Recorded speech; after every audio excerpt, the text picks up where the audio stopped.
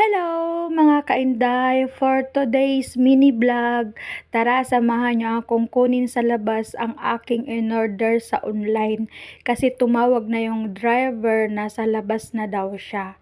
Ito yung aking buhay dito guys, kapag ako'y may pera talaga na extra, ay hindi ko talaga napipigilan na mag-order online. Kaya minsan hindi na talaga ako nag-scroll sa aking telephone or sa aking cellphone guys, kasi nga madami akong nakikitang binibenta. Kasi dito kasi maraming nagbibenta ng mga kabayan natin na nagbibenta sa online at sa Facebook. Kaya ito na si kuya, dumating na siya at kukunin ko na ang aking in-order. Ewan ko ba kung bakit ang hilig-hilig ko mag-order. Minsan talaga pinipigilan ko talaga yung sarili ko guys, kasi hindi talaga ako makakaipon kapag lagi ako nag-order sa online. Pero minsan naman napapaisip naman ako, reward ko na din to sa sarili ko sa loob ng isang buwan ko ng pagtatrabaho, 'di ba? Yung pasayahin mo din yung sarili mo kahit minsan.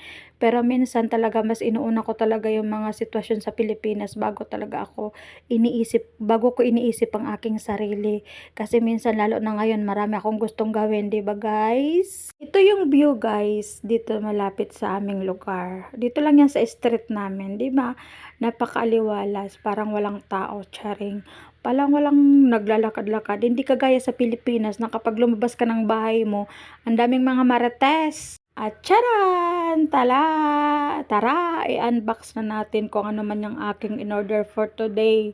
Pero nakita ko lang to sa Facebook habang ako nag-scroll at napamain nga ang kadama guys. Pero minsan nanghihinayang ako kasi pag kinonvert mo siya sa pera ng Pilipinas ay malaking halaga. Kaya minsan talaga bago ako nag-order guys, kino-convert ko talaga. At ako naman talaga ay nag-order kapag kailangan ko talaga guys. Hindi yung puro lang kaartihan. Pero ito ay kaartihan ito guys, kasi hindi ko naman to lahat magagamit. Ilalagay ko lang to sa kwarto ko, i-stock ko lang. At kapag may dumating sa point na may umuwi ng Pinas, pwede ko tong ipasabay. Ito ang binili ko guys, 3 pares na relo. O diba, ang ganda. At ito ay, magkano ba binayaran ko dito? 10 KD or 6 KD, sa tatlo na siya. O diba, mura na, kaya kinuha ko na siya kasi naka-sale. Kasi kung bibilhin mo to guys ng hindi naka-sale, yung isang pares niyan, mga 3 KD or 5 KD na yung set. O magkano na yun kung bibilhin mo ng hindi naka-sale. Kaya kinuha ko na talaga kasi naka-sale. Kasi 'di ba pag umuwi tayo ng Pilipinas, pag nagbakasyon tayo, yung mabigyan natin ng ganito yung mga kamag-anak natin, mga pinsan o kung sino-sino, ay parang ang saya-saya na nila guys, 'di ba? Kaya inisip ko, mag-ipon ako ng ganito kapag may sale, magbili ako. Kasi pag umuwi ako, ipamigay ko na lang doon sa Pilipinas. Pampasalubong ba, ganon. O, di ba, tuwang-tuwa ang kadama. At ako naman guys, minsan dito sa, kahit nasa bahay lang ako, ay mahilig ako magrelo. Yung 'di ba nakikita niyo may suot akong relo ko today. Mahilig talaga ako magrelo. Buti na lang yung amo ko hindi ako pinagbabawalan guys. Hindi niya ako sinisita na bakit nasa bahay ka lang nagrerelo ka. 'Di ba may mga amo na ganon, pero swerte ako sa amo ko kasi hindi sila ganon.